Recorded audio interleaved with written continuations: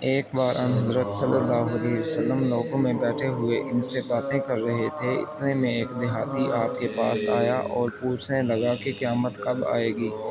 آپ صلی اللہ علیہ وسلم اپنی گفتگو میں مصروف رہے۔ بعض لوگ جو مجلس میں بیٹھے تھے کہنے لگے، آپ صلی اللہ علیہ وسلم نے دیہاتی کی بات سنی لیکن پسند نہیں کی، اور بعض کہنے لگے، نہیں، بلکہ آپ نے اس کی بات سنی ہی نہیں۔ جب آپ اپنی باتیں پوری کر چکے تو میں سمجھتا ہوں کہ آپ صلی اللہ علیہ وسلم نے یوں فرمایا، وہ قیامت کے بارے میں پوچھنے والا کہاں گیا؟ اس دیہاتی نے کہا، حضور میں موجود ہوں۔ آپ نے فرمایا، جب امانت ایمانداری دنیا سے اٹھ جائے تو قیامت قائم ہونے کا انتظار کر۔ اس نے کہا، ایمانداری اٹھنے کا کیا مطلب ہے؟